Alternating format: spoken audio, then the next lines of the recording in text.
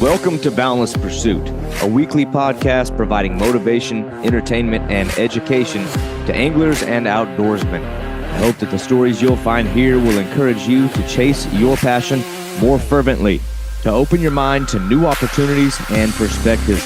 Your engagement and feedback is critical to the growth of this show, and I would love to hear your suggestions on topics or potential guests. You can reach me at boundlesspursuitfishing@gmail.com or at my website, www.boundless-pursuit.com. That's where you'll find all related articles, media, and merchandise. Please remember, the show will gain traction from your support. Be sure to like, comment, and share this podcast to your friends and connections. I'm your host, David Graham. Now let's get on to today's episode.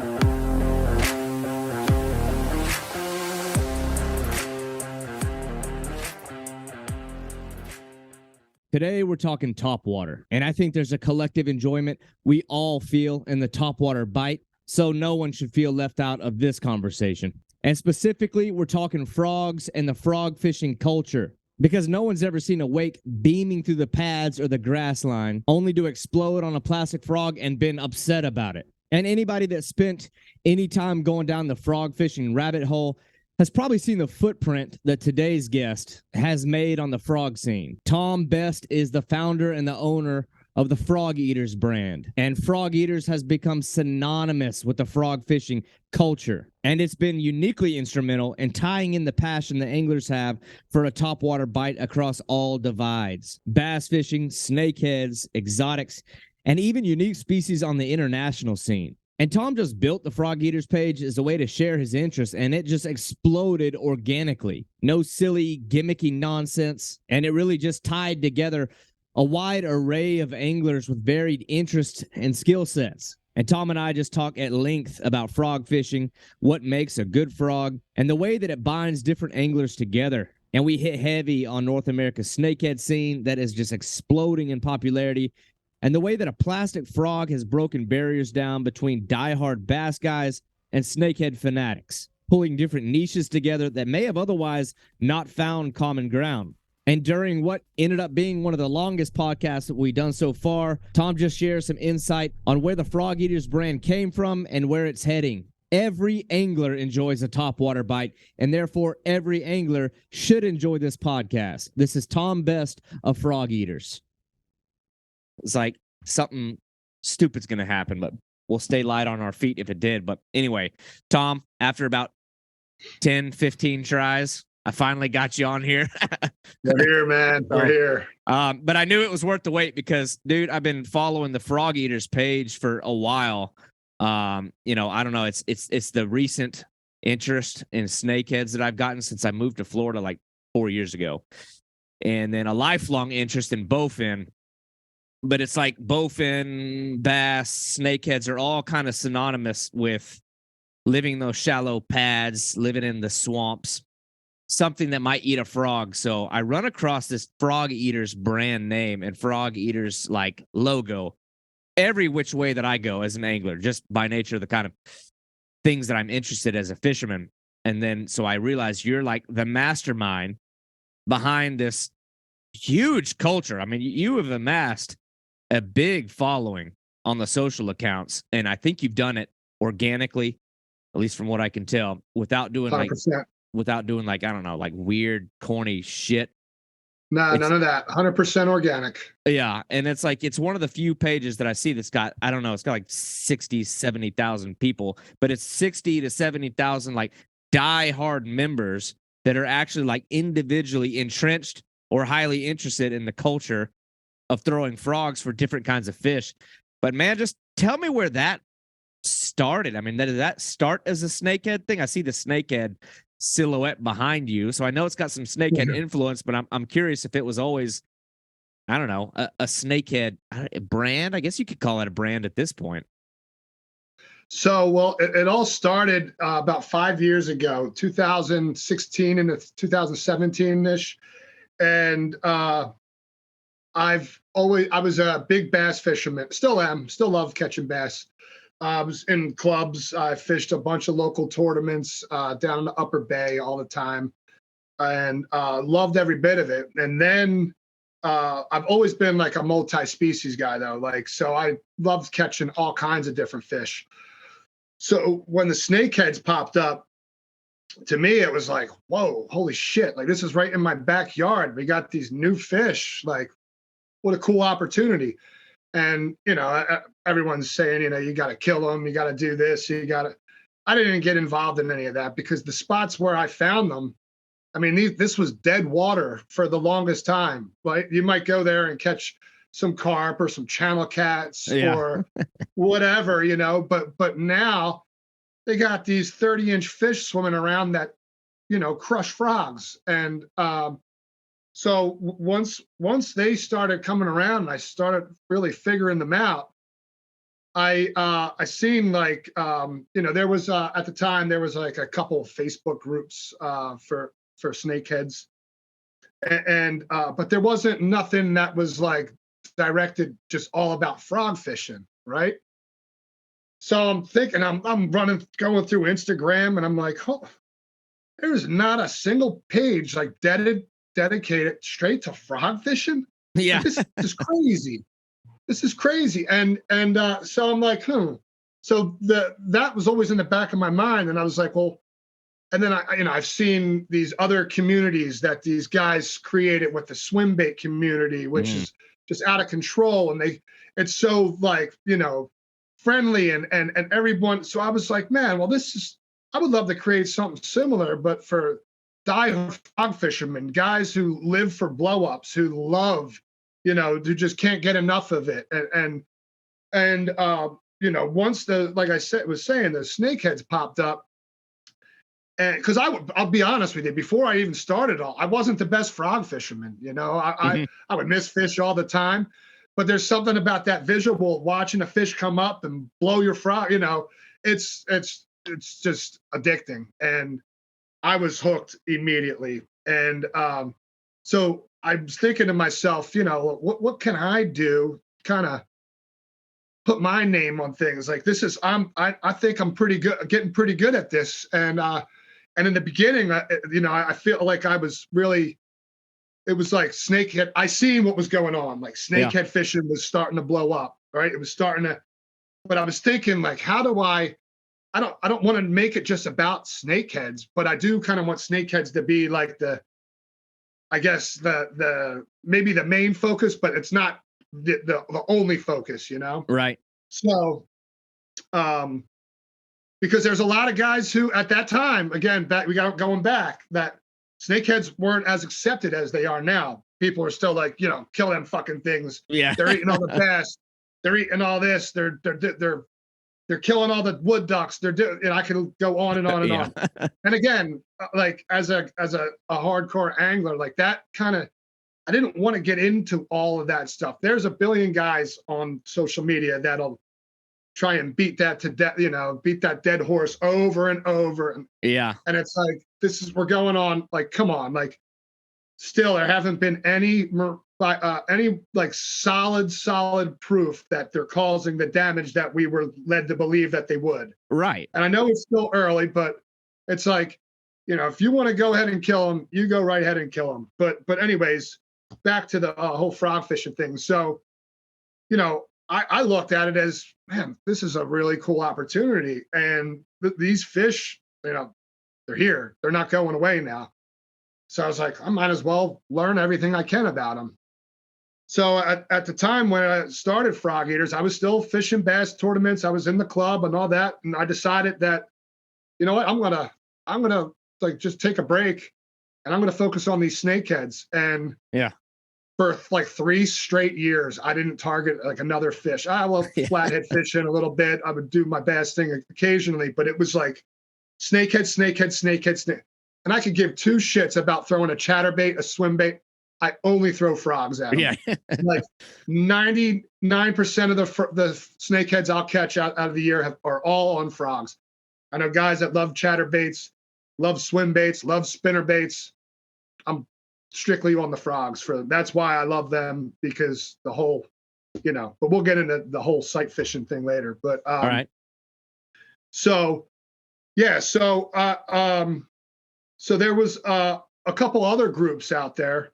And I'm not going to name their groups. I'm not going to name any names. And one of the guys that was a member of that group, I had mentioned something about creating the first snakehead tour, because back then there was no snakehead tournaments yet, right? So Yeah. I mentioned in this group, said, hey, let's create a snakehead tournament and da da da da da. Well, one of the administrators of that, the admins of that group, booted me for it because apparently he had the same idea in the works or whatever. So I was like, yeah. So I was like, all right, well, you guys can kiss my ass. I'm starting my own group. So that's kind of how Frog Eaters I was like, you want to boot me because I'm trying to, again, I always had this community kind of idea that I was trying to work, but I didn't have, Frog Eaters wasn't official yet. And it was so funny because that day, a couple buddies and I, we go fishing. And at that time, the day I get booted from that other group, I ended up catching the first double-digit snakehead that I think anyone's ever caught in Pennsylvania. and it was and my nickname for them at the time was Frog Eaters. I would always say I freaking love these Frog Eaters because I was having so much fun catching them. And my buddy was like, dude, that's it. That's the group, like Frog Eaters, all about. And I'm like, yeah, all right. And like the next day I started it. And so I just was like, hey, this is it. Like, we got something cool here and I'm going to run with it and just create this, this community. So as I started doing it and people started finding the page and everyone sending me pictures. And so I was like, all right, well, I guess I should get this going on Instagram too. And it was really cool because immediately when I started doing that, a whole bunch of people, people that I've already followed, they see it. And they're like, man, this is a great idea. This is a lot of fun. And then it just went from like, I'd get a few pictures every day sent to me to at the end of the week, I'm getting hundreds and hundreds of fish getting caught on frogs. And so as the page was growing and the community, everything, I started to see a lot of the same faces, like, and so that's when I was like, shit, mate, this would be cool. Like, maybe we create a team of anglers, like-minded people that have the same passion as I do, that live for blow-ups, and and we'll share each other's stuff, and we'll always tag Frog Eaters and everything we do to create that traffic. Yeah. And then when I share their stuff, I do the same thing. I tag them and all that. So it's a good way to try and get ourselves out there. And so that's what we started doing, and it really started taking off. And it was going from like gaining a few followers a day to hundreds a day, and sometimes a couple thousand in a week. And it was just awesome. Before you know it, when I got up to 5,000, Spro had reached out, and that's when I was like, all right, we're doing something cool here. Yeah, for sure. And Spro wanted to do a giveaway, and for our 5,000, and then so that was kind of awesome, because now it was like, holy shit, now, like, man, we're making friends with some of the biggest brand names in the industry, Yeah. And so that was really exciting. And like I said, at that time, like, there was nothing, that all I had to do was keep the fire burning, keep posting stuff, and it was just growing on its own. And yeah, and it was so much fun, and it still is so much fun. But recently, we kind of hit like a roadblock. I don't know what you want to call it, if we plateaued.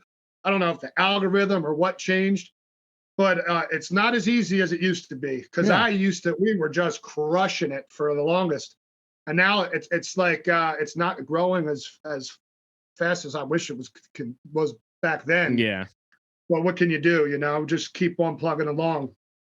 But yeah, that's kind of the gist of how it all started and how we got it going. And it's been a lot of fun now. 5 years. you name a frog company, I'm friends with them now. I've been, been to ICAST, got to personally meet all these people behind the scenes at all these different companies. It's awesome. I mean, I get frogs sent to me before they're even out that I get to try, and like we've mentioned before, before we started recording, I even got the opportunity to work with Mullix and design a frog.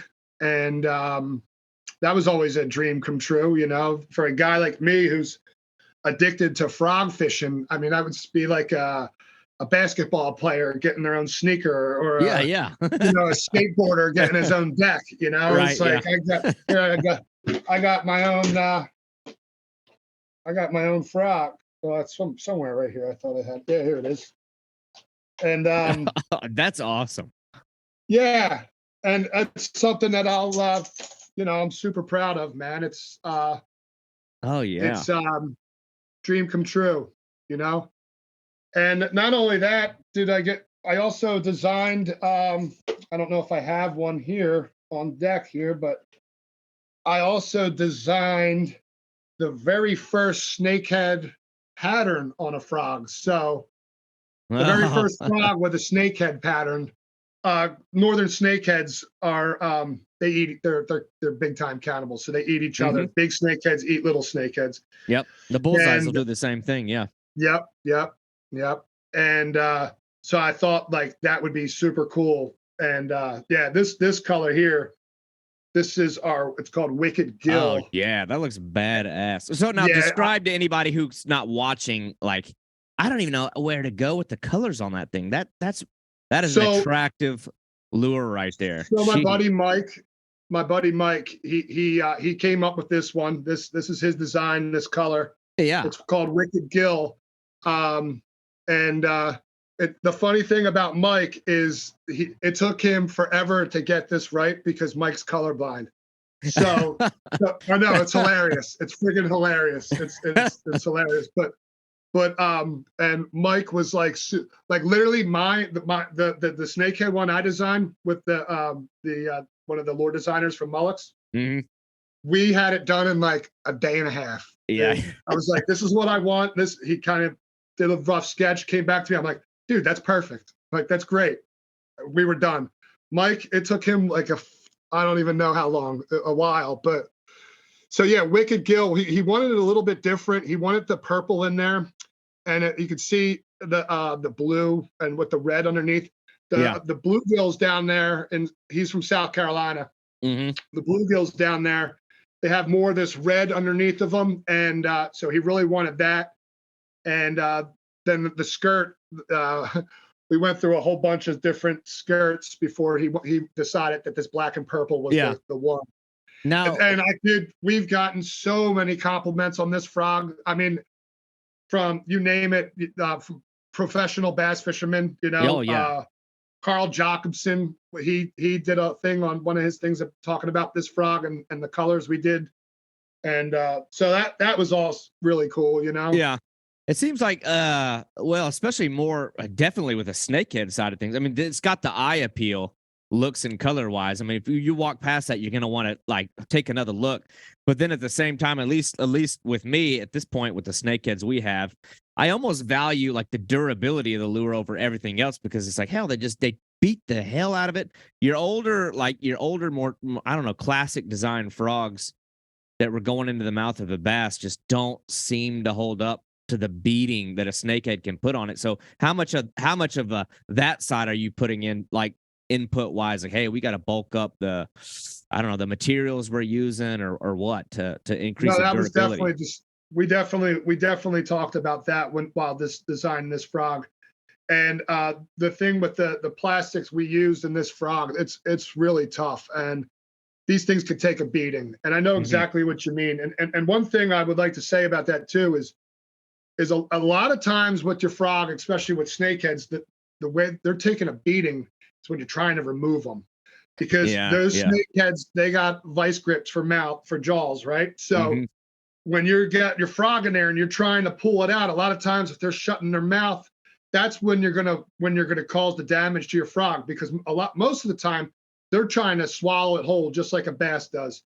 So it like what I tell guys, if you really want your snakehead or your frog to have this, a longer life expectancy, you gotta use lip grippers, or not lip grippers, jaw spreaders on the snakeheads to get your frog back. Because if you just go in there with your needle nose and you just start prying around and doing all that, you're gonna just destroy your frogs. So I mean, I'm not even kidding you. I have frogs. I have a ton of frogs sitting right next to me. I'm just looking for an example. I have frogs that I've caught dozens and dozens and dozens of snakeheads on, and they've held up pretty well. And again, too,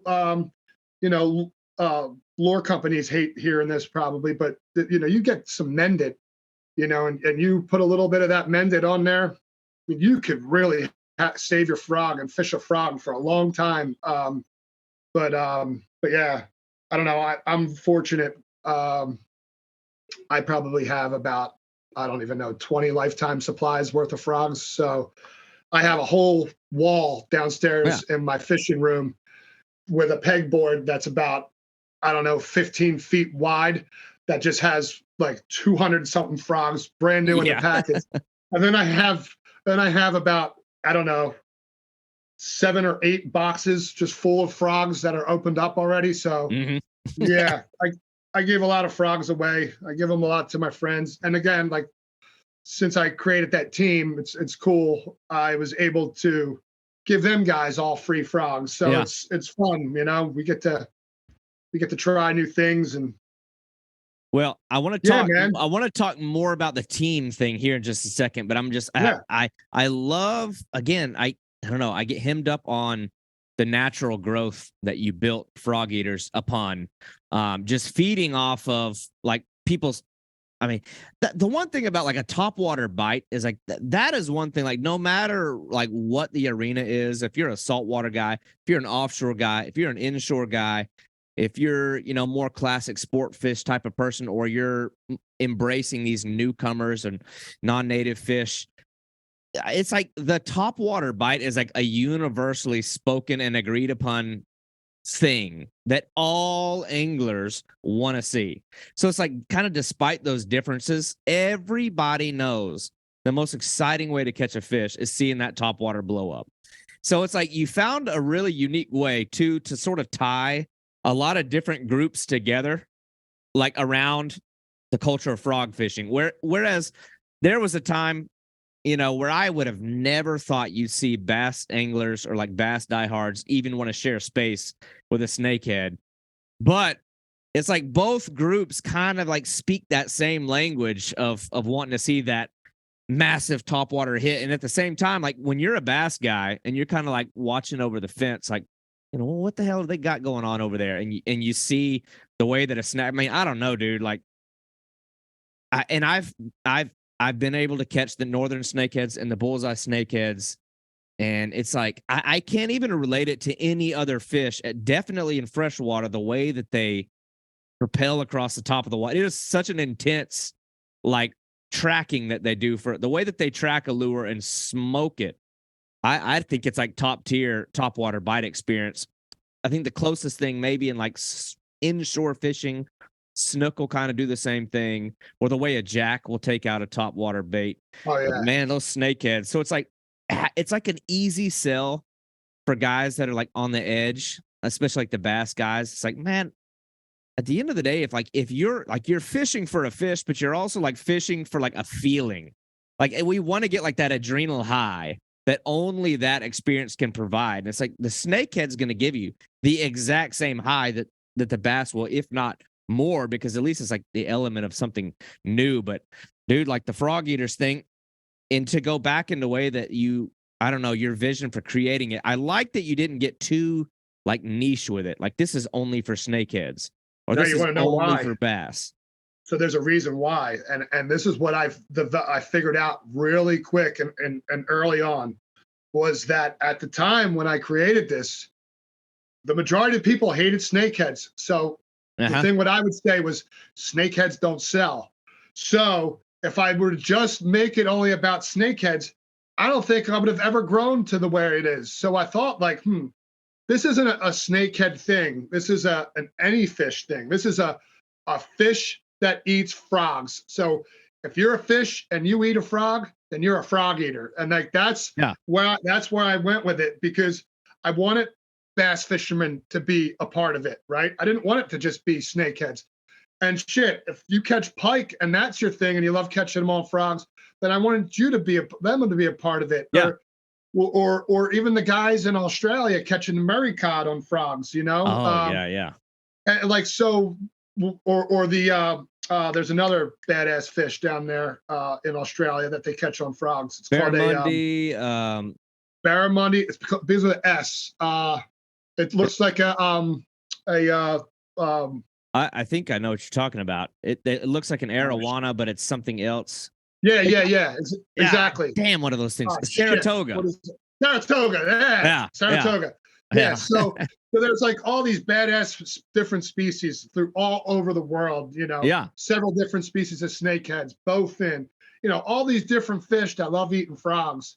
And I was like, you know, that's the deal there. Yeah. And it doesn't have to just be a bass thing, but shit, if you're just a bass fisherman and you love, then, you know, we'll share your shit. Yeah. If you only love to chase bowfin or whatever your thing is, you know, that's the beauty of it. There's so many different. Definitely. I love the openness of the group, because I think when you just like chill out in echo chambers and you're like only collaborating and corresponding with like like-minded people. I mean, sometimes that's cool. That's fun, but it's like you've given the opportunity for some of these folks to like witness the reality of how awesome like the other side of the fence is.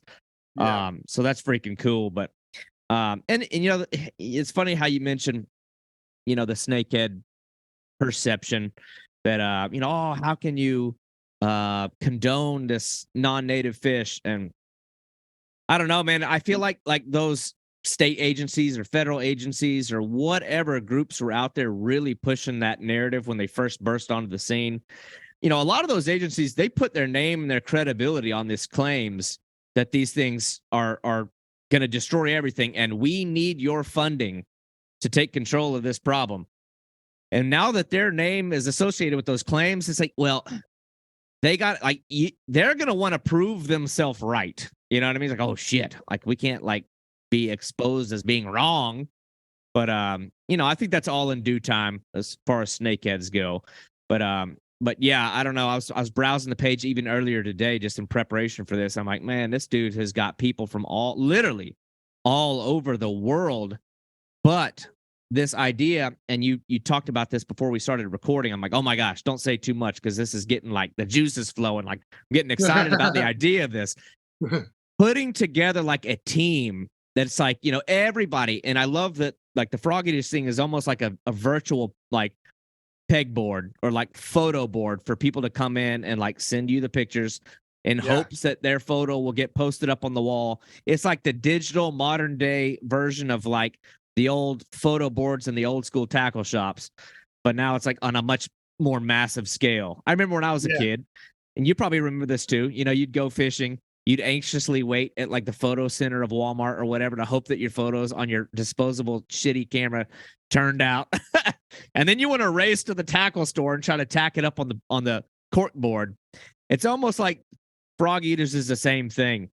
But now you're putting together this like sort of I don't know, it's a very diverse group. I love that you're kind of going the more like diversity route. Like, look how diverse the culture of frog fishing is.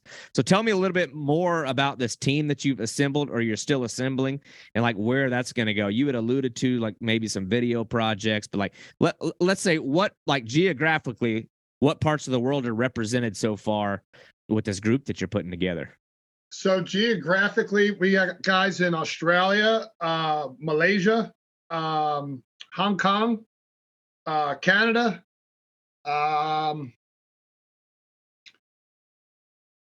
Japan, and so a lot of the guys, Brazil,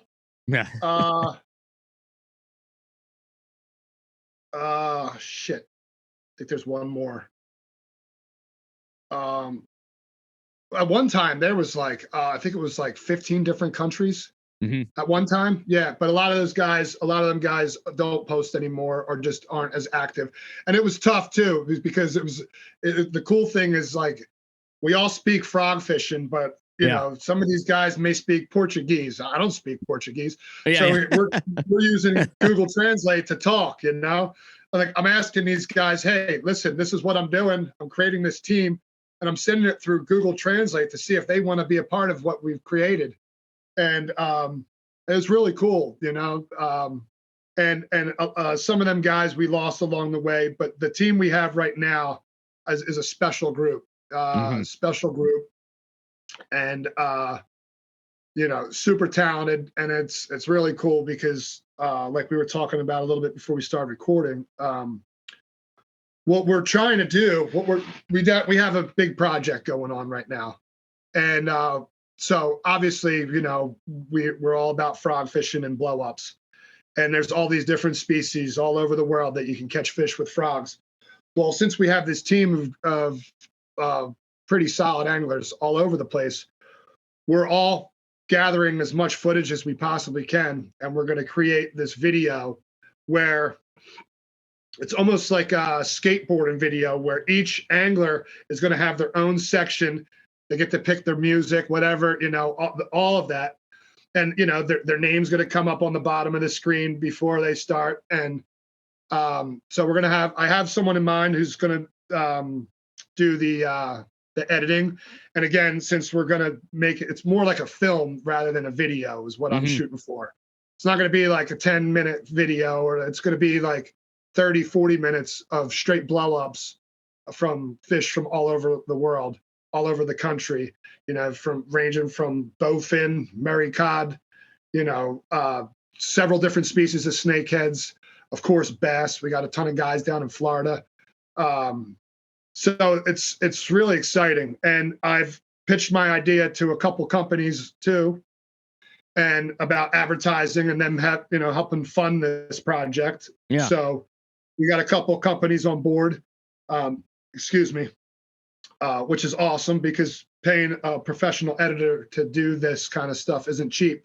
Right. And so that's going to help with some of that. And honestly, it's not like I'm creating this to create something awesome. I don't give a shit if I make a single dollar off of it. Even like when I created that frog, like the money, like that didn't even matter to me. What I'm trying to do is create something that's never been done before and continue to do that kind of stuff, you know? So with this video, we would love to we're going to come out with this first one that's going to be like our team one. And then we're going to press our luck at this YouTube thing. You know, you're not going to see me jumping on there like some of these cornballs out there, but it's going to be strictly action and blow ups. And, you know, again, not doing it to make a ton of money or nothing. It's just to share this team that we've created and what we do all around the world. And I think it's really special. And like the vision we have, it's like, if we can bring it to life, I mean, I am with 100% positive, like it's going to be awesome. Like if we can, the way that we've been, and I say we, because we pitched this with a lot of the team members, we have our little meetings and stuff. Yeah.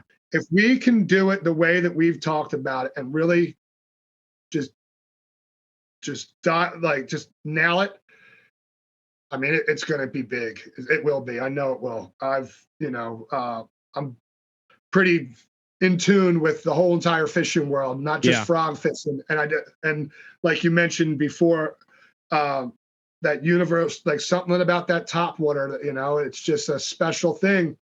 And I think that if we were to create something like that, where it's just dedicated to that, where it's these different, videos, clips from a whole bunch of amazing anglers from all over the place, you know, it's just never been done before. So it's in the works. We have all of our guys, you know, mine's done, to be honest with you, my section. I have so much footage that I've recorded, but I'm still filming. Like just last week, I was filming all week. I was snakehead fishing, And I had one of those weeks that, I'll never forget, which is awesome. There's yeah, I don't know. I might be bouncing around now, but That's okay. there's I don't want to toot the horn. I think I figured something out early in the season, like with snakehead behavior, what they do, how they act, how they react to certain things. Mm-hmm. And so this one of the spots I fish, there's a lot of fish there, but some real big ones too. What I do is I paddle standing up from my kayak, and I don't even blind cast. I just paddle around until I see one, and I wear my shades, and I have really good vision. But I guess that you could say I have a trained eye now. So some of the spots I fish, the water is so dirty, but I can tell a snakehead from a carp, even if I'm 20, 30 feet away, just from the silhouette. I could tell, it's so weird because like sometimes I'll just be, just kind of just glancing over the pads, and I'll just notice something that stands out, and it's just two beady eyes looking right at me. And here I got a snakehead 5 feet from my kayak.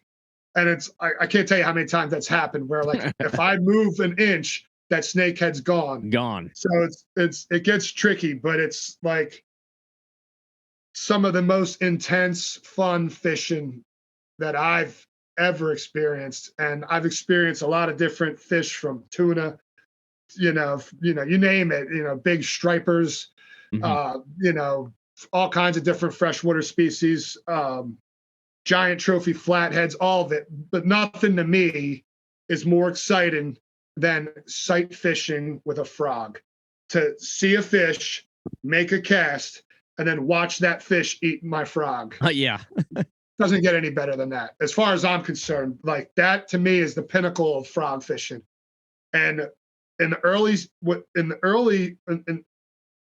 snakeheads first start turning on, I don't want to say I discovered this, but what I've learned is with this whole sight fishing thing, there's this transition. I don't know exactly what it's something to do with the water temperature, where these fish go from being super spooky, super skittish, where if your frog lands within 3 feet from them, pew, they're darting like a bat out of hell, just gone, right? And the other thing that they're doing is they're tucking underneath shit, whether it's a tree limb, a trash bag. Like I had one the other day, there was a trash bag in the water. It was tucked underneath Florida. it. That's South Florida style right there. Yeah, yeah. So there's you'll see them with their heads underneath of a lily pad, but meanwhile the other 29 inches of their bodies hanging out the back of a freaking pad,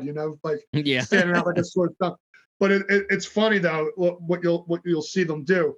But what I've noticed is when that water temperature is still cold, like you can throw that frog, you can make the perfect cast and bring that frog right by their face. Sometimes your frog will scare them and they'll bolt, or they won't even budge and pretend this is the snakehead, and I'll have my frog come right over their head like that. They don't even flinch.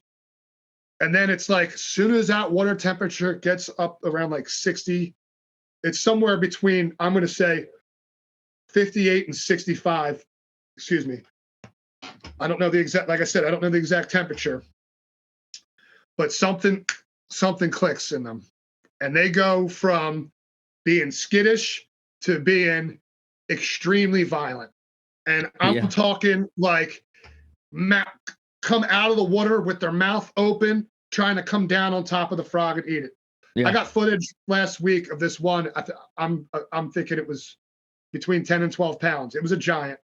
It was sitting there, and its dorsal fins, sometimes they'll have their fins just sticking straight out of the water. I've seen that. Yeah. You've seen it. It's wild. So I'm like, is that what? Holy shit, that is one. Yeah. And I got this snakehead about between 9 and 13 feet from me, let's just say. And I don't want to move up a little bit more because I don't want to risk spooking this fish. Yep. But between the fish and myself, I'm in my kayak. I'm not even standing up all the way. I'm kind of hunched over. I got this big ass there's a lay down, and there's a lay down, and there's a stick that's about 10 inches out of the water. And I got to cast over that stick. But I'm like, I don't want to blow this opportunity. Like, I'll deal with that stick after I hook this fish. Let's see what happens, you know? So I make this cast, and every now and then, it's tough. It's so hard. These fish will test your skills because where they like to tuck under, you got to cast and get your frog to go underneath of a tree limb or to go in between two. Because if you hit the tree limb and you cause a ruckus above it, boom, they're out. They're spooking them. So anyways, I make this perfect cast, and I start bringing it so this fish gets a good look at it. And I was bringing it about a foot away from its face. When that fish locked eyes, like I could tell the body language because of the fin. Yeah. Sometimes they'll start moving, you know. Mm-hmm. This thing launched like a friggin' torpedo, and it just launched. And it tried to come down. It came out of the water with its mouth open and tried to come down on top of the frog. And I don't know. I don't know if I pulled away, I got excited, or if it just completely missed the frog. But I missed that fish. I got the whole thing on video. It's sick. Yeah.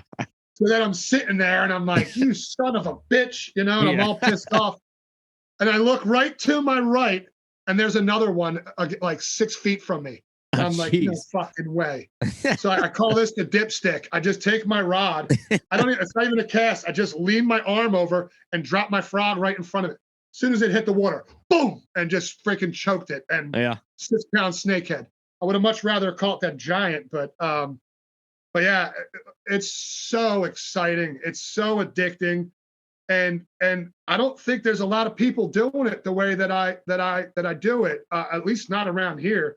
But I don't know if, like I said, it's a number of things. Like, you need to be able to stand up because you're not going to see them sitting down. You need to have that. And I'm a tall guy, so and the kayak I use, I put it in the seat. It has like 10 different settings.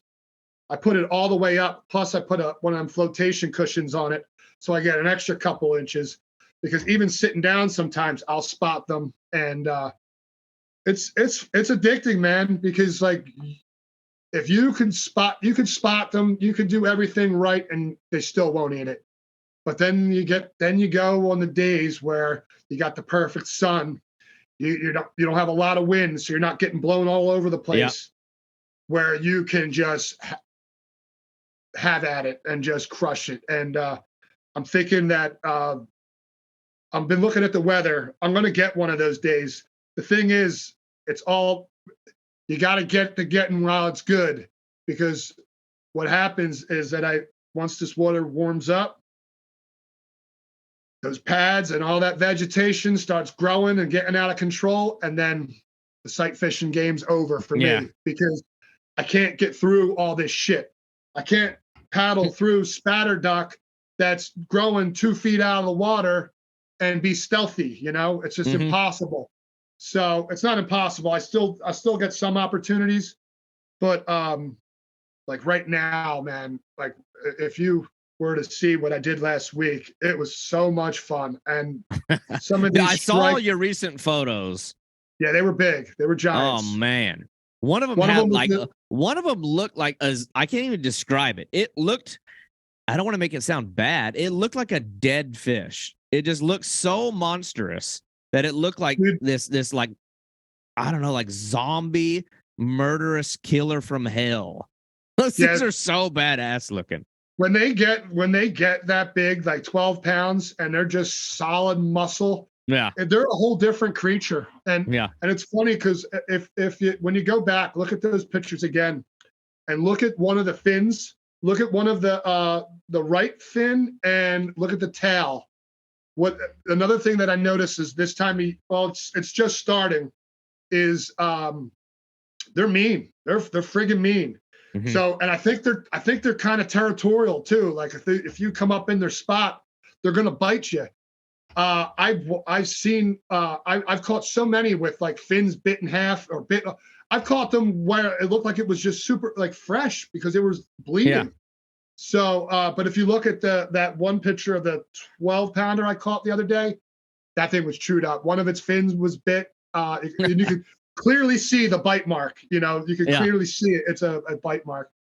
But yeah, they're wild, man, and almost like exotic kind of, you know. And like I said, the spots that I have, there's so many people that you know, like guys from my bass club that I used to fish with, they don't even talk to me because, oh, he's a snakehead guy now. Like, don't put a label on me. I'm a fisherman. Right. You know? And but anyhow, yeah, I've just became addicted to this whole frog fishing thing, especially the sight fishing thing. To be able to do that with a frog and film it is it's intense, man. I can't wait to share some of these videos that I've been stockpiling. I have so many videos that I've never seen the light of day yet, and eventually, hopefully, we'll make it happen. Yeah, it's funny how you describe your buddies on the bass sides of things. I get that a lot too. I have been marked as like the trash fish guy. You know, I hate that term. You know, or you know, my thing is I love going bass fishing. I'll go fishing for like smallies, largemouth bass. I do all of that, but it's like I don't know. It's easy for like this conversation is a great example of it. You know, like we talked about when it comes to throwing a frog. There's a lot of allure to the experience of throwing frogs for all kinds of fish, and we could very easily describe frogging for largemouth bass, but I don't know. I think that what's the word for it? The fact that you're like, it's easy for snakeheads to kind of hijack the conversation because it's something different. Like, and it's fun because it's like, it's something that not a lot of people are doing. There's like a level of controversy behind it. But I like the way that you just went through. You really like vividly described like the experience, the reality of chasing snakeheads, because I've only come up and chased the northern snakeheads 3 times. I think maybe I came up a 4th time, but it was like horrible timing and we didn't get anything. So I just don't even count that. But I remember especially my first time ever going up, and we fished them in Virginia in these like tidal rivers. And, you know, I came with like this, you know, idea that these are like the ones that made all the news. I'd already caught the bullseye snakeheads, but, you know, they weren't really the ones that got the big fame. Like they're like, when people think snakeheads in North America, they think the northern snakehead. Like that's like the one. So I had this idea that I'm going to go up there and we're just going to be throwing frogs and they're just going to be like attacking everything with murderous intent. If it comes anywhere near them, they're going to like, it's just death, doom, and destruction. It won't require a whole lot of skill other than just casting a lot.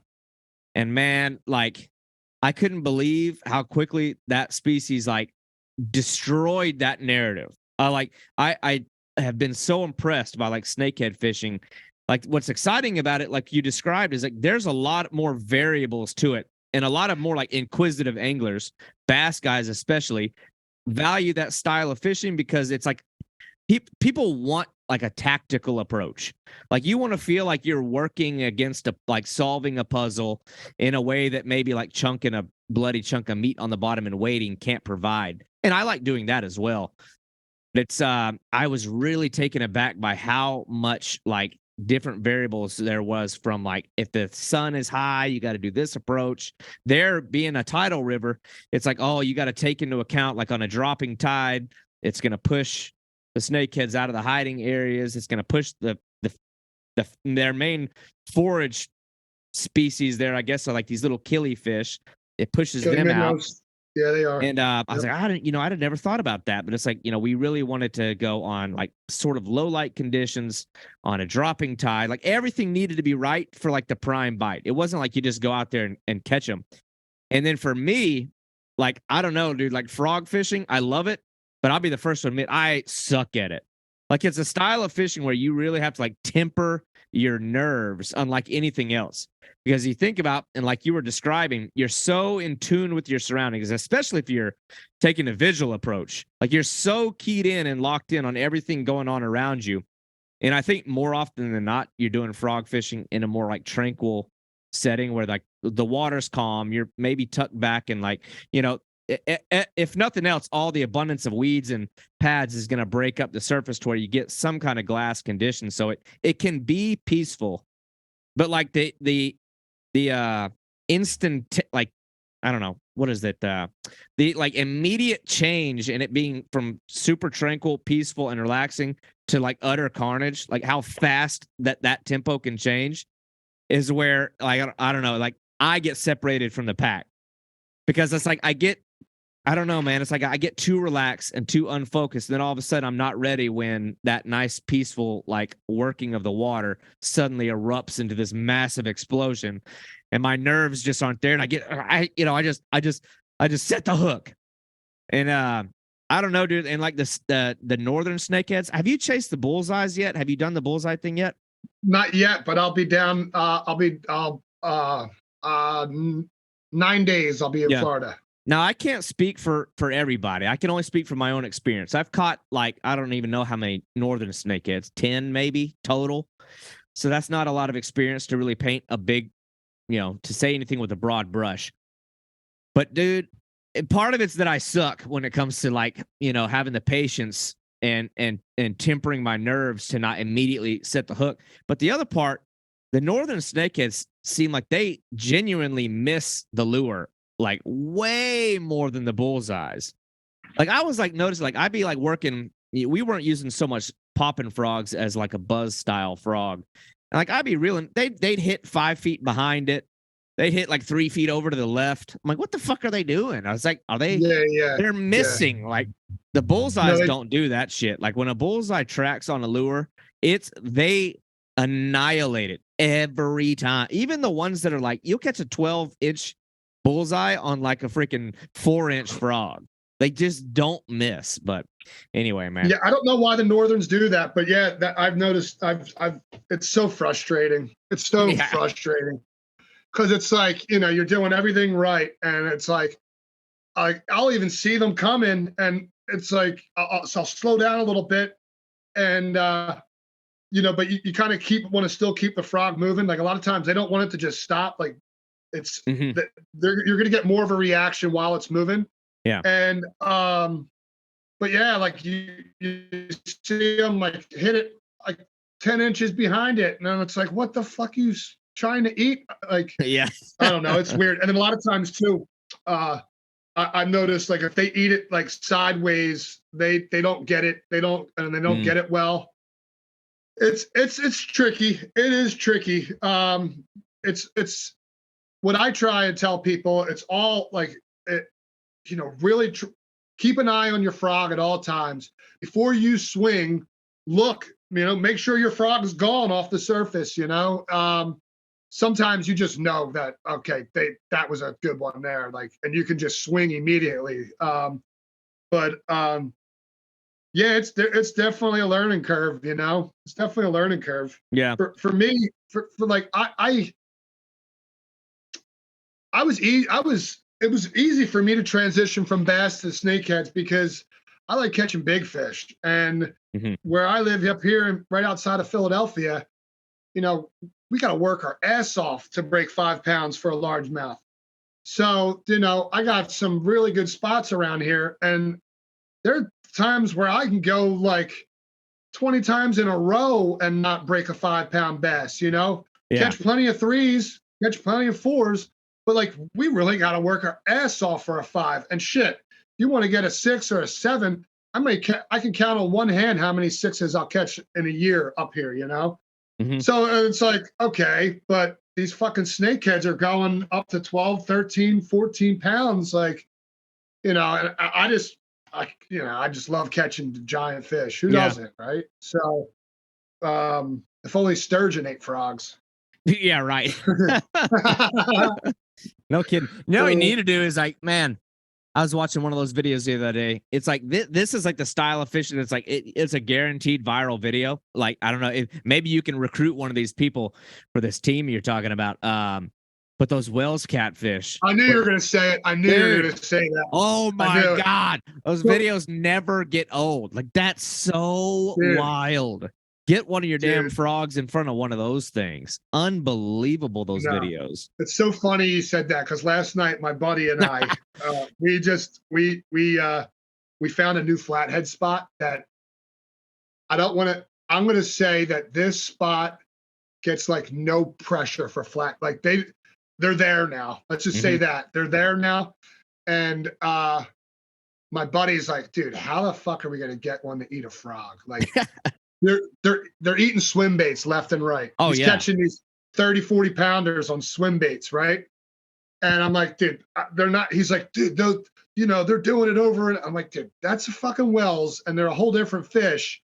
I don't know if a flathead would. I mean, maybe in the right situation. Yeah. But yeah, how cool are those fish? Those Wells. I did have a guy from Spain who was on the team.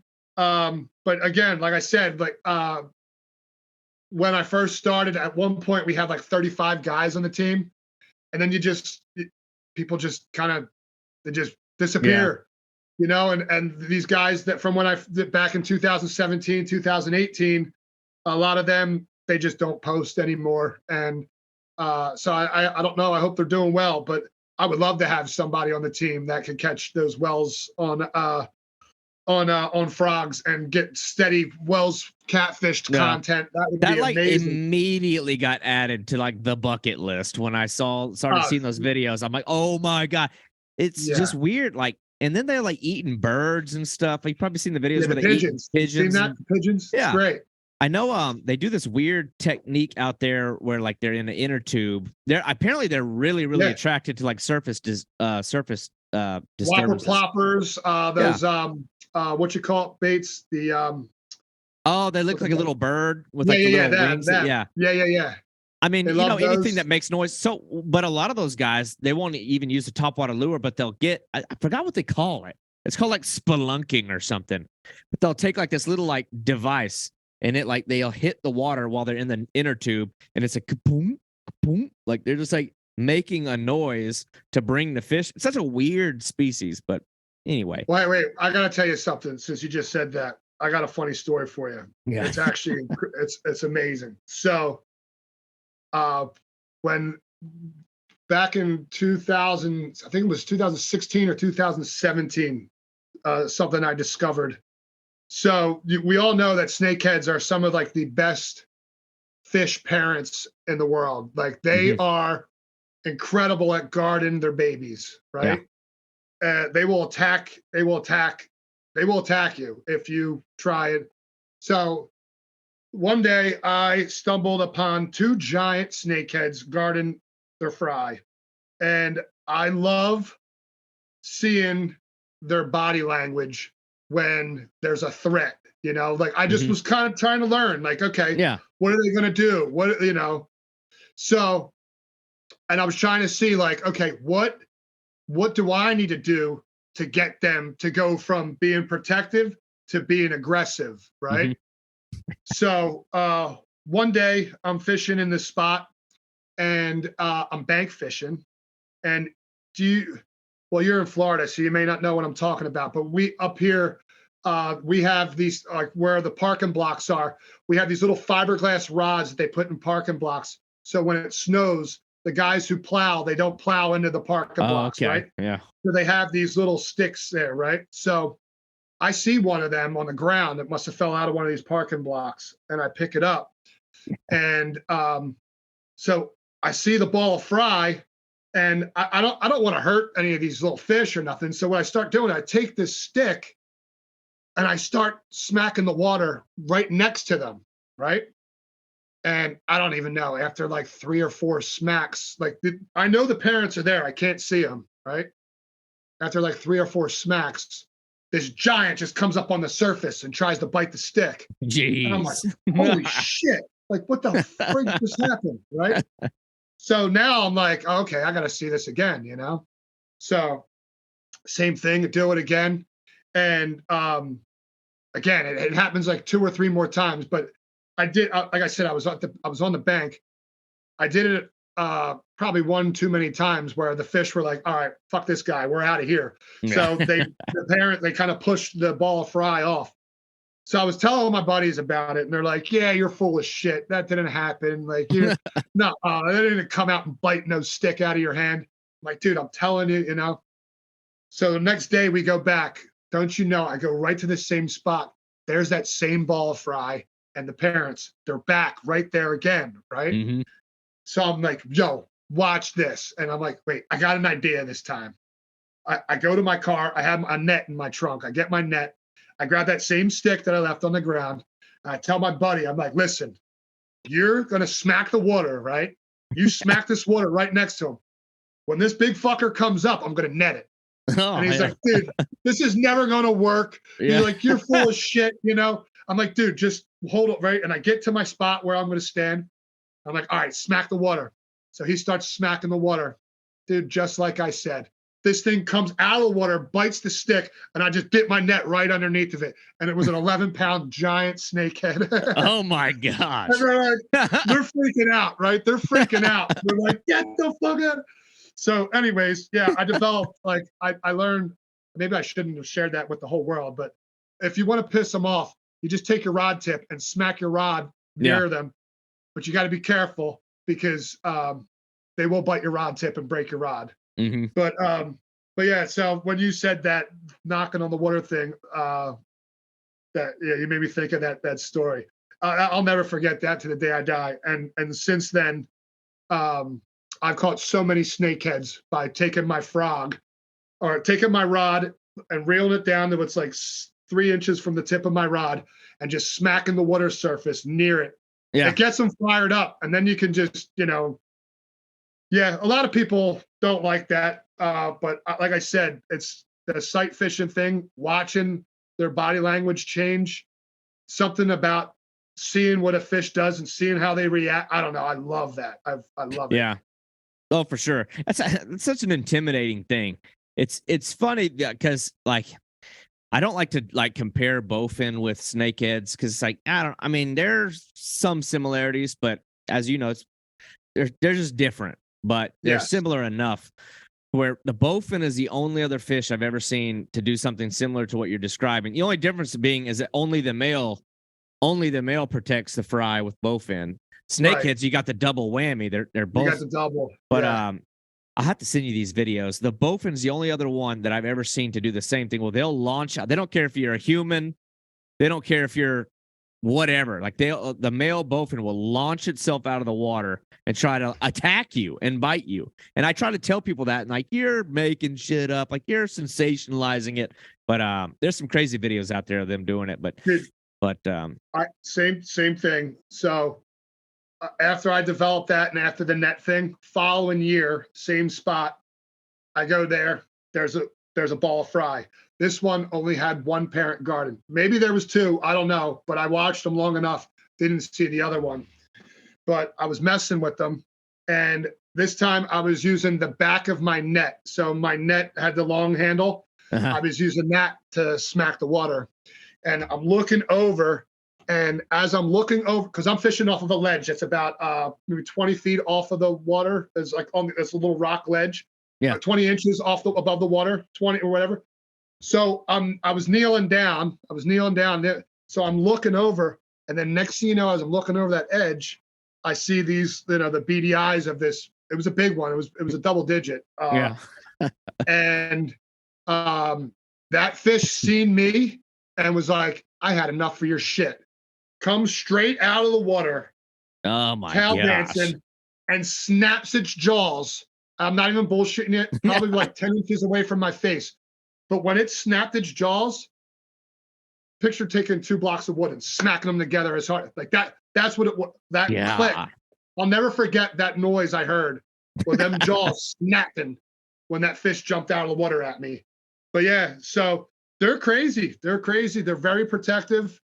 And they're fun, man. They're definitely fun. You know, I don't know. You want that like warrior, like spirit out of a fish if you're going to chase it on a lure. Yeah. It's like you want to experience that fight, like, I don't know, rod in hand. But yeah, the snakehead parenting thing, I agree with that. It's funny because I don't remember where are they native to naturally, like southern Russia, Asia. Yeah.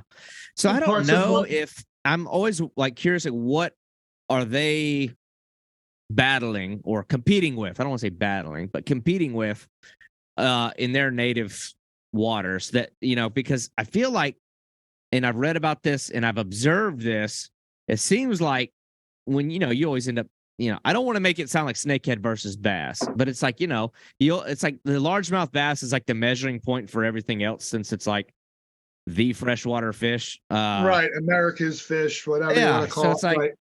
it's, you think of measuring the two against each other and then watching how they're actually interacting with each other now. The idea is that the snakeheads are just beating the shit out of the bass, bullying them all out, overtaking them, overwhelming them. But it doesn't seem like that's the case. And I remember the first year that I came up there to chase them, we caught more bass than snakeheads. And several of the bass we caught were spitting up snakehead fry. Oh, like, yeah. Whoa. Oh, yeah. Oh, I've seen, I got to witness that one day. Yeah. Again, same spot that I was just talking about, where I don't even know how long ago this was, but there was an abandoned fry ball. So there was no parents guarding it. Or maybe there were, I don't know. But anyway, I see the fry ball. So I start casting around and seeing if I could stir up any snakeheads or anything. And as I'm watching this fry ball, boom, I see like a 2 or 3 pound largemouth come in, and it picked off like multiple fish in one swipe. Yeah. Right. And then I'm like, holy shit. I'm watching that. I'm like, because I knew like they eat, but I never witnessed it, Yeah. And then as I'm watching it again, I guess 2 bass came in at the same time, and they both, and then shortly after that, there was crappies there eating them too. So yeah. But yeah, up here, I mean, I've seen videos of, for the longest time, they were like, oh, they don't have any predators. They don't have, are you kidding me? I've seen ospreys flying around with snakeheads in their talons all the time. I see turtles eating them. I've seen, what was the other one? There was one recently. Blue heron? I can't remember, but I've seen the blue herons. Yeah, the egrets, all kinds of different birds that are eating them. Every predator that eats fish. Yeah. Look at like catfish and all kinds of stuff. At least in Virginia, where the blue catfish is actually the real problem. Yeah, I had someone tell me the other day, like, oh, you gotta go catch some. You gotta go catch some snakeheads and use them for bait for flatheads. I'm like, number one, if it's cut bait, but number two, like, I'm not. Like, that's just dumb. Yeah. I'm not. Yeah, you don't travel with any live ones, but it makes sense though. I'm wondering if like where they're from, there's not fish, like predatory fish that move in like schools. Because the one disadvantage the snakehead has is they're sort of solitary. I mean, the male and the female might pair up, but what are they going to do when, like you said, a schooly largemouth, like little 2-3 pounders, when they come working as a team, I mean, they'll overwhelm them. There's nothing they can do. So it seems like eventually the largemouth, I mean, that's one of those fish that's going to eventually, they're going to learn that pattern every season. I don't know if the two spawn at the same time. It's like it's offset. So while the snakehead's trying, I think with so there's a whole, that's another ongoing thing with the. I feel like whenever they talk about snakeheads, they always give you the most drastic example instead of the more realistic one, like what could possibly happen. So apparently, one time in a certain study, northern snakehead spawned 5 times in a year. So what they tell everyone is, oh, snakeheads spawn 5 times a year. It's bullshit. They do not. No, not up here. And I don't even think it's twice, to be honest with you. I think it's once a year. I really do. I can't prove it, right? Because I don't have a tagged fish or in a area that I could. But I don't think that they're out there spawning multiple times, like we were led to believe. Maybe twice, maybe twice. I could see that, and especially maybe down south more where Virginia, where it's warmer longer throughout the year than up further where I'm at, PA, New Jersey area. But yeah, that's a whole nother argument. It's funny how they like to do that. Like they're like they always said that they're going to eat everything. You know. Well, they've got to prove themselves right, because there was a lot of bold statements made there early on. It's like, well, shit. The alternative is look like a bunch of dummies that, it's like the boy that cried wolf. I mean, when the next thing comes along, it's pretty funny how quiet they are now. How quiet they are. It's like, oh yeah. I just wonder too, like how many thousands and thousands of dollars was wasted into their bullshit. Jesus. Like that kind of stuff.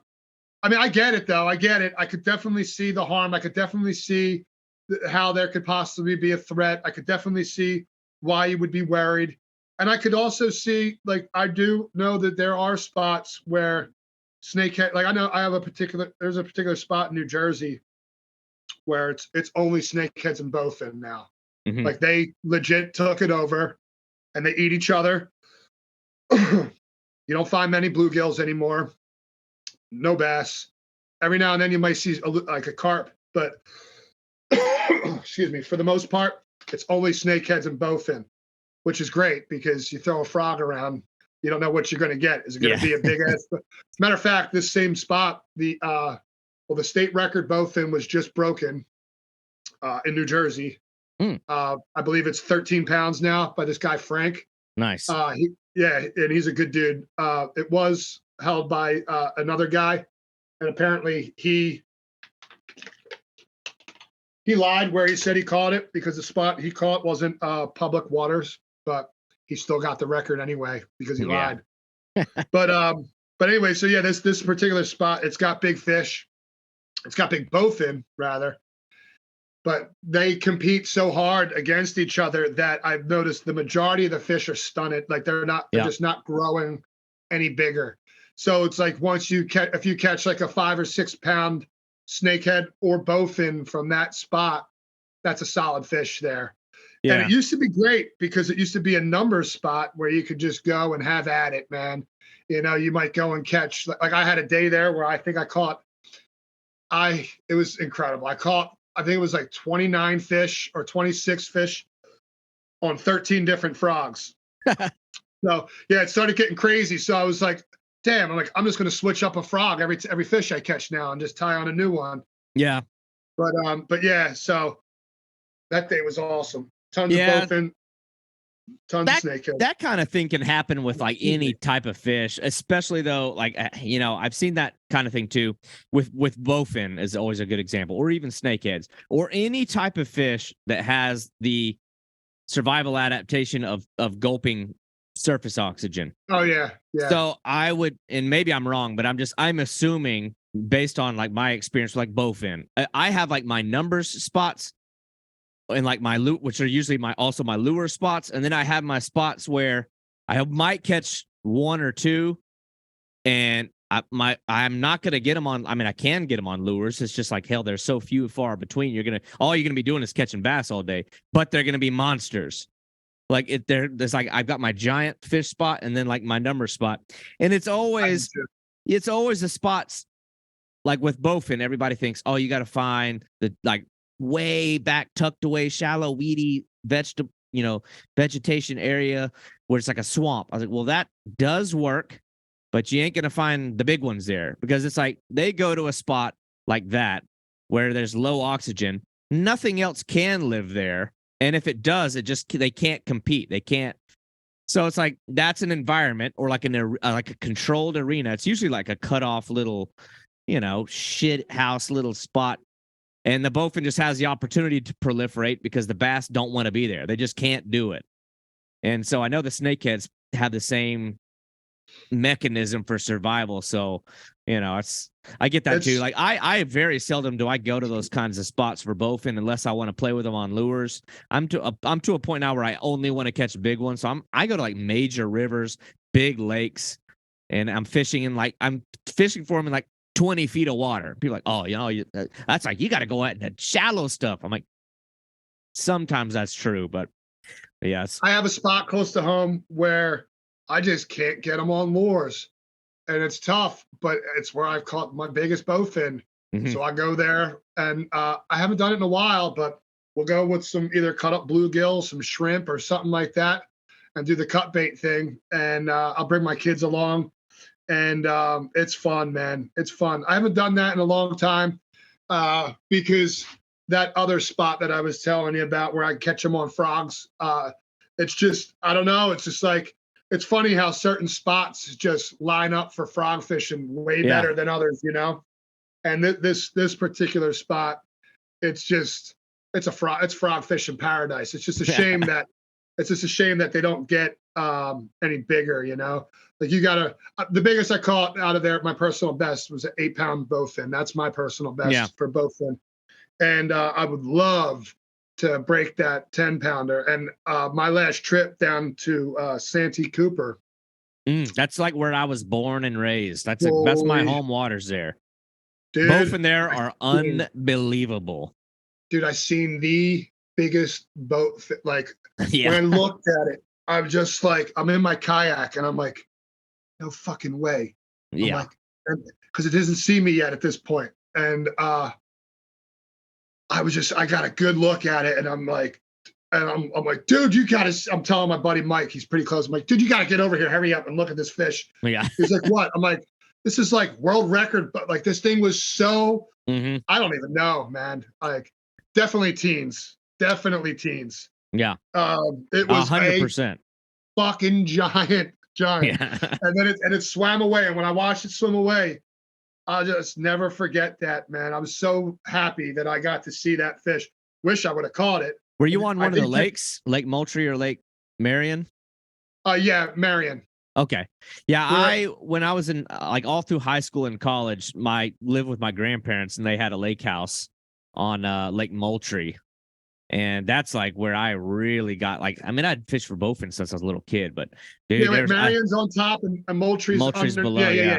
They both have the same caliber of fish, but I caught a lot of double-digit fish off Lake Moultrie.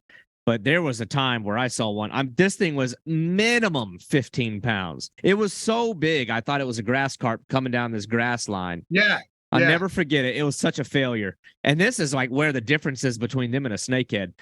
Well, there's many differences, especially the way that they react to lures. But this thing, I was on the other side of this, I don't remember what kind of grass. It's like this tall grass. Now I'm in my boat, sight fishing, same thing. Lake Moultrie's great for sight fishing because a lot of it is sandy bottom. And so their dark bodies contrast over it real well. And I just see this thing coming. I'm like, oh, shit, here comes. That lake's loaded with grass carp. And the grass carp are a pain in the ass because when you scare one, you scare all of them. They scare everything. They blow out the whole area. I was like, ah, shit, it's a grass carp. And then I was like, holy shit. It was like, this thing looked like it was, 36 inches long, maybe more. Yeah. Just colossal monster. And I had a spinner bait. I'm like, oh my God, this is it. This is my moment. I'm about to catch an unbelievable fish. And they're, for me anyway, almost everywhere I've caught them in 7 different states. I've never found them to be a fish that wants to travel real far to go after a lure. And it has to be close to him. And I brought the spinnerbait right past his face. And it's just they're sort of like a snakehead where it's when they open their mouth, it's so abrupt. It's this kind of a slow moving fish, but their ability to just go bam and close on a distance of 2 feet or so is like nothing I've ever seen. So fast that sometimes you'll hear an audible pop under the water. Yeah. They break the sound barrier under the water. Snakeheads do that too. Yep. And this thing just instantaneous. This thing would look like it could break the sound barrier. How fast that spinnerbait disappeared. It's poof, whole spinnerbait's gone down its throat. And I'm like, boom, and it just the spinnerbait came out of its mouth. And the bowfin just sat there. I'm like, it didn't scare it. It didn't react. I pulled the spinnerbait out of its skull and so I missed him. I'm like, what the fuck? Oh shit. So then I cast again. Same thing. It hit it twice. Like, probably know, at least it seems like most of the time with snakeheads, if you miss it, it's game over. The bullseye snakeheads are that way for damn sure. But again, this thing completely engulfed the spinnerbait. I had a trailer hooks on and everything. And it was all the way down. And again, this time I'm like, I'm going to reel down till I feel fish, then set. And it was like 2 little head shakes, spit the lure, and it was gone. I didn't seal that. I just fumbled it. It's something with their mouth. I'm telling you, man, bowfin mouths are hard. Yeah. They're different. Like I've had so many situations where the same thing happened. Even with cut bait too. Like I'm using a bait runner, right? So it starts clicking, click. All right, here we go. Reel down, feel pressure, boom. I mean, I've done it all from you name it, all different kinds of hooks. But they can be tricky, man. I don't know what it is. They do have a weird mouth. They do. I've had the best luck with smaller hooks. A lot of people use, I think, too big of a hook, but I'll use like a 1/0 size octopus hook, and that's like my go-to hook. But anyway, I want to stay on the frog thing, and we'll relate this too. Bowfin on frogs has always been a weird one to me. Like, obviously they'll do it. They'll happily eat a frog. Oh, yeah. But it's weird. Like I said, I've caught them in frogs in a lot of different states, but I've always found that like they don't like to, not like a snakehead where they'll like bomb across the top of the water, wake on it from 10, 15 feet away. I've never seen bowfin do that. It's always like the lure has to come over, like right over us. Yes. The only time I've seen it was so out of character, was in Virginia when I was trying to catch snakeheads. It was funny. We kept catching everything other than snake. We catch a blue catfish on frogs. It was just ridiculous. Like, what the hell? We're the snakeheads. Everything else is eating it. Long-nosed gar, bass, freaking catfish, bowfin. Couldn't catch a damn snakehead. And anyway, it's the only place I've seen where we had bowfin like come across like these little cuts from 10 feet away and just murder the lures. But it's a weird fish. It's weird to kind of compare and contrast the two, only because they look a little bit similar. But I don't know, man. I feel like they're two different fish, but they are. The one thing I love about bowfin, snakeheads do it too, is the way that they're like when they get fired up, when that lure's coming by, how they're, what's the word? Undulate. Yes. I love that, man. I love when they start doing. I can't stand people who call them trash fish. It's like, once you learn about bowfin and how long they've been on our planet and how they haven't had to change, and like they're true, like legit living fossils. And it's like, how can you not respect that? That's why when people are like, they're trash, they're this, they're that, like, no, they're definitely not trash. They're badass. You're a dumbass for thinking that they're trash. Yeah. I feel like that mentality's slowly going away. I think so too. It's so nice living in Florida. I mean, I caught them in South Carolina and Virginia and Arkansas and Texas and Oklahoma. And you get a little bit more of that trash fish thing there. But it's like Florida's like such a melting pot of like different ideas and cultures. And like you got all these different kinds of fish. Everybody just seems like they accept every kind of fish down here. It's like such a breath of fresh air. But it's always fun. I hate seeing those guys. Like, I get it, bow fishing is a popular thing and it's growing and all, but like, I can't stand when I see someone shoot a giant gar, like, and they kill a big, like one of the big giant alligator gars. The alligator gar, like. That's different there. Like, I don't know. I get it. I get the guys that are into it, like especially the snakeheads. These guys are eating them. They're doing it like cool. They're having fun. All right. It's not my thing, but cool. I just don't understand why kill a 6-foot long alligator gar. Like what? You're not eating the friggin' thing. No, hell no. That's purely like trophy hunting there. That's like, I want to shoot something big. Yeah. I try to not be like the anti-bow fishing guy. It's just too Yeah, easy of a. Me too. You got to be reasonable with it, because bow fishing in and of itself, like by nature, is not designed for doing that. It's like, if you're just talking about the act of shooting a fish with a bow, that in and of itself isn't a bad thing. It's more so the act of killing, like woefully beyond what you need to do. And unfortunately, I mean, I hate to say it, my personal experience watching, like when I have encountered bow fishing, it's unfortunate. It's never been a good thing. And I hate to say, I'm as reasonable as they come. I never like to say ban this, ban that. But that is a community of people. I wouldn't even call it fishermen. It's a community of outdoorsmen that has got to start policing their own. Because in this whole, I wouldn't even say like woke day and age, people are just more sensitive to just like killing shit now more than ever before. Those guys are going to have to start. I don't know, dude. Like when I have watched them like killing shit, filling the bottom of the boat, blatantly dumping them back in the water. I'm like, dude, I don't know. I try to not give those people too hard of a time. The alligator gar one's a little bit different, but the fact of the matter is, like, the state agencies and stuff all see it our way. Like the provisions and the protections have already been put in place in most of these places. Excuse me. Texas, they've already put these protections in place to where you can only harvest one fish per day that's over, I don't even know what, 4, 5, 6 feet in length. Now they're talking about shutting off the season altogether during spawning periods.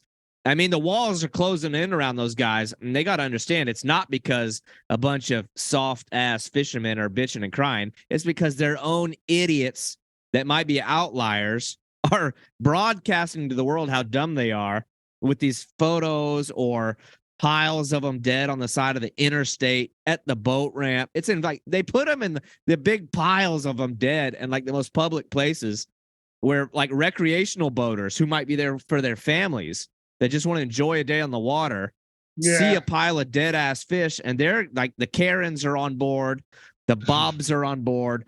They're calling the local agencies saying, shut this down. They're fucking it up for everybody. They got to realize, man, it's going to start with them policing their own. But anyway, but I want to get back on track with the frog eaters thing, just coming full circle back on frog eaters. How awesome of a group that you've put together. And it's good that it's adapted, it's evolved. And the video thing, that's one I'll be anxiously waiting on. I love the skate video reference, and we talked about this before we started, because I was embedded in the skate culture for a little while, like, my middle school days, and I remember them, that grunge style, like where it was like a montage of different guys just tearing it up in their own respective neighborhoods and stuff. To do something like that with fishing, I don't know. I never thought about that. But on like a global scale, where you're like panning from Asia to Australia to South America to Europe to North America, and even within North America, you got like the Northeast culture of fishing. You got like the Southern boys. Like, to put all that shit together, I'm like, that's never been done. Yeah. Well, I have the whole frog eaters thing trademarked. Yeah. I legally own it and all that stuff, so no one's taking that from me. But it's already in the making. We just have the whole thing is editing it all together, and it's going to take a lot of time, because we're talking about,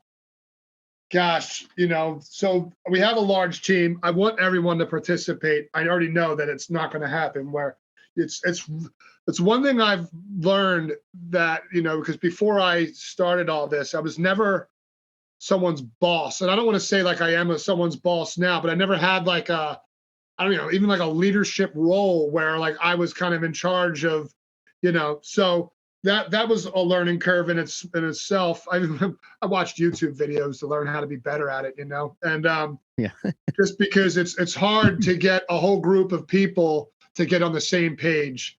And especially when there's one vision and you want to try and get it, and again, we all work together, and I value every single person on the team's feedback.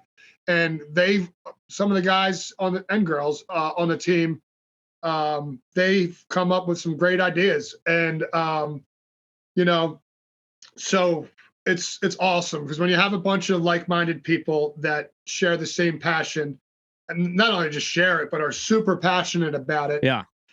It gets, once we start talking, the creativity starts flowing, and that's the whole beauty about it all. Like I don't want to just fish. I kind of want to create something that everyone can so that everyone can experience and really understand what it is that I love about frog fishing, Yeah. And that's kind of in a nutshell what we're trying to bring to the table here. And of course I'm going to continue to promote frog fishing through the brand and through the things. Like we have a TikTok started, gonna venture over there eventually. I hate that fucking whole thing about it, everything about TikTok, but it's like if you want to continue to grow, and you got to take advantage of these different platforms, especially if you're working with other companies. The more following you have, the more they're going to pay you too. Let's be real, let's be honest. And fortunately, through this whole frog eaters thing, I've had was able to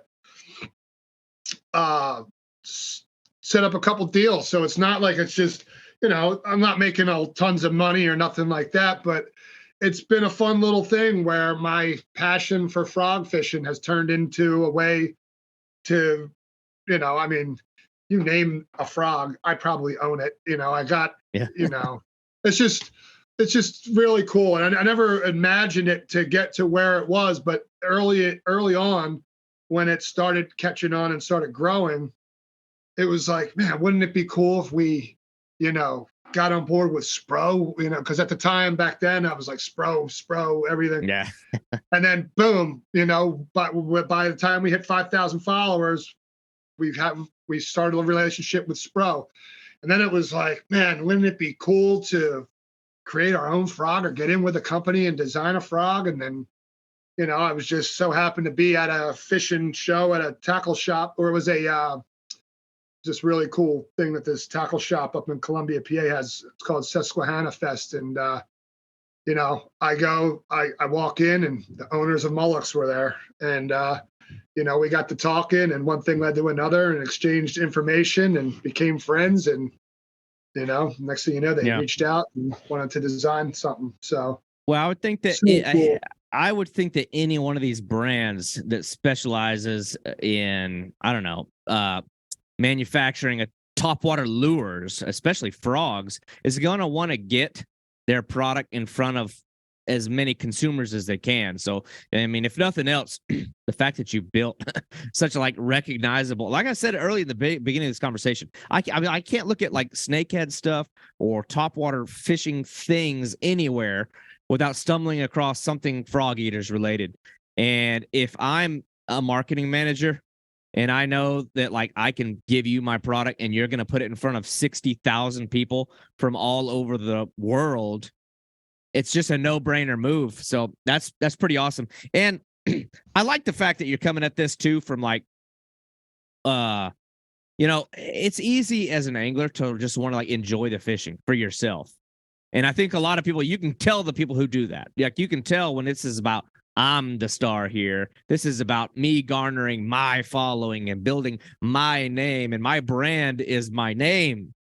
But it's another thing when you're trying to promote the sport, or you're trying to promote a niche side of the sport, or you're trying to promote a certain species like a snakehead that's in desperate need of I don't know, a shift in perception. So to be that voice and the person that's pushing that is big, because you could very easily just sit back and just do shit for yourself. Yeah, no, that's why I like the team we have right now. It's we got a good group of a great team that are we all work very well together too, which makes it so much easier. We don't have no big-headed, no one that's all about me or nothing like that. So I was in a bad car accident back in 2011, and it took me a few years to recover to where I was able to function, I guess, somewhat normal again. I was a quadriplegic. I had no use of my arms or my legs after I broke my neck, and I had to. Man, they told me I would never walk again, so it took Holy like crap. over a year before I could finally walk again. But yeah, now I can walk, run, jog, do all kinds of stuff. But the reason why I brought that up is because for a while, like that's, I've always been a fan of fishing, always loved fishing. Well, after I got hurt, I had a lot of time on my hands. So I went fishing. Yeah. I went fishing all the time. And that's what I would do. And it was funny, even in the early stages, I remember my mom wheeling me to a pond in my wheelchair so I could fish, but for the longest time, I was always wondering, like, what am I going to do with my life now that I got hurt, and that I, like I said earlier, I left this all out. I should have mentioned it, but I I joined all these bass clubs and all that, and after I always wanted to be involved in something with fishing. I just thought, how cool would it be if I could figure out a way, and that's another reason why Frog Eaters came about. It was because of like just me just kind of trying to think, like, what can I create that's not been done that I can do, like put my twist on what I love about fishing. And so yeah, man, it's been a crazy ride, to have a life-changing injury, in like your prime too. I was 29 years old when it happened. So it was definitely an eye-opening experience. And, you hear that all the time, like, was it meant to be or whatever? Like, as crazy and effed up as it sounds, like, I don't know why, but I think that that was a huge part of my life that molded me into the person I am. Yeah. 100%. Because even since then, I work with other spinal cord injury patients that have recently been injured, and I offer like a mentorship. It's called peer mentor. So anyone who's coming out of the hospital who's been injured with a spinal cord injury, they try to pair me up with people that will walk again, and they always try and pair me up with young guys. So basically, I'm just a shoulder they can lean on, where they can ask me anything that they want. I mean, anything. Yeah. So, yeah. So it's like, that's all of that. That's a huge piece of why Frog Eaters, but I forgot to mention. But yeah, it's been a wild ride, man. And I'll tell you, Frog Eaters has, I've created so many friendships through Frog Eaters with guys from all over the place. I see that you just had Corey on, like, like through the, him and I, like, I've talked to him so many times, and we both share the same love. And like that guy, that dude, if you ask me, I think he's the best snakehead fisherman in the world. I completely agree. The dude's on a completely like otherworldly level.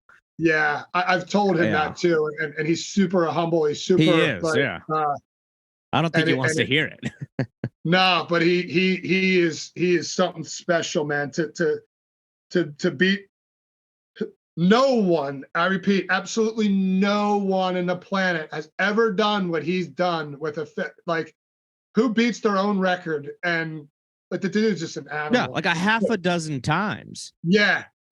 It's astonishing. So like, learning about him and getting to talk to him and there's a whole bunch of guys out there that I could start name dropping, but it's incredible, man. It's incredible, and it's super cool that this fish, snakehead, whatever, that how it's connected me with so many people. Yeah, and I'm very, very grateful for it. It's It's really cool. That's one thing that nobody can deny. Like snakehead, I get you have to call it community. Is gotta be one of the most like tight knit. I think you know what I think it is. I think there's the element of like you have something to fight for. Like I don't know, man. Like the snakehead has got its back against the wall, so it's like when you're in the snakehead, like I don't know, realm. It's like you have something to. It's like you have a cause. That makes sense. There's not a lot of fish where you feel like you've got a cause to like fight for in the fishing world. And I dabble in a little bit of that with even some of our native fish that are considered like the trash fish, but that's not even the same. When you start, I mean, the snakehead, it might be lowest to the low, not lowest to low, but like they might be in the deepest hole of any fish in the country. So it's like, man, you really got like a cause. So when you pair up with another guy who like sees the same way, it's like, oh, okay, we're on the same team, Yeah. I used to advocate for them, and I used to like, if I seen somebody online saying, oh, you can't release them, and I would try to educate, and then one day I got to a point and I'm like, why the fuck am I doing this? Like, these fish don't need my help. They don't need me being their voice. And because being hands-on for as long as I have, I feel like I'm one of the early guys in this whole snakehead thing. And you just see so much misinformation, so many people just spewing garbage, just absolute bullshit. And it's like, sometimes I find myself where it's like, come on, do you truly believe that? It's like, oh, well, they said to kill every one of them because I'm like, yeah, I get that. But like, some people get really carried away with it. And I found from like I said, back in like 2018, 2019, even, I would try and come to their defense and be like, well, no, like, they're really not that bad if whatever it may be. Yeah. I don't even get involved anymore. The internet wars are like a waste of time, especially absolute waste of time. I think you especially. I mean, I've caught enough of them to know you only have to catch a few of them to realize how inevitable their like acceptance is. And once you realize like the train is only picking up speed, like it's a snowball effect. You don't even have to engage in the arguments because you know what? Time is on the side of the snakehead at this point because it's an inevitable thing. They're going nowhere. The groups of people that love them are only growing in numbers. So it's like you're sitting back watching that ticker grow. It's like, I don't have to argue against you because you're going to become the minority in due time. It's one of those things. It's like, that it's going to happen. So there's no point in fighting. So are you familiar with the fishing game? The guy from Virginia, his name's John Odenkirk. Yeah, he's been like, I love listening to him talk and him talk about snakeheads because he articulates it really well. He does very well. He puts it in, he makes it very easily, you can truly understand what he's talking about. Now, everywhere you go, it's going to be different, but when you listen to him talk and you see what he's witnessed and what and this is a guy that's had put more hands on snakeheads than anybody else in the whole entire country. So it's like when you hear a guy like him and even hear, I'm sure you've seen some of the videos on YouTube. I've seen them. Where he's like, now he's like, we got anglers coming up to us saying, hey, we need to put limits on these things. We need to do this. We need to do that. Yeah. And it's funny, and it's how 10 years ago, everyone's like, kill. And now it's like, hey, we want to protect these things because we don't want to lose them. And it's just weird. And again, it's all in time. It's going to take time. People are going to slowly adapt. You're always going to have people that are never going to accept them because they're not native.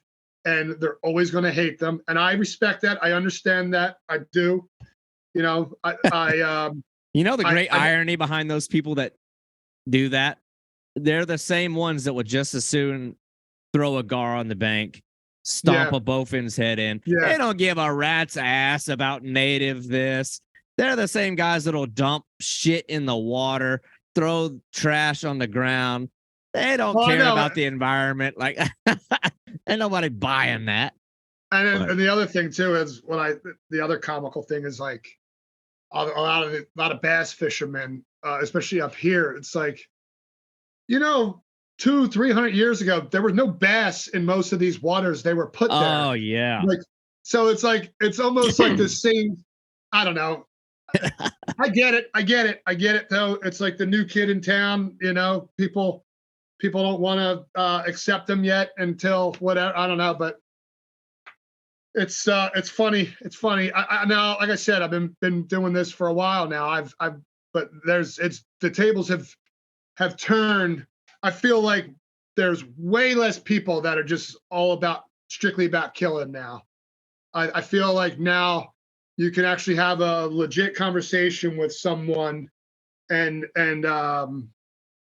whereas before it was automatically like, no, they were just scared to death, Yeah. It's wild. It's wild how much controversy a fucking fish can cause just by showing up in an area where it wasn't born, where Yeah. not native. Well, it's one of those things where everything I've read shows that there's not been an economic impact from the fish. They're not like, so on the flip side of that, I think if a day ever comes that there's an economic benefit from them, if enough anglers get to a point where they're traveling and converging on these areas and spending money to do it, that's when you'll see maybe some provisions taking place and some protections. You see that with the peacock bass here in Florida.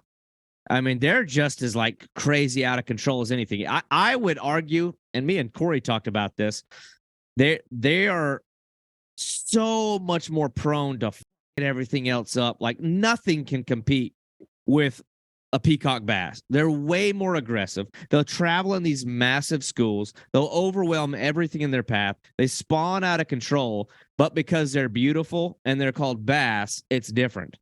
And so it's like, they're got protections on them.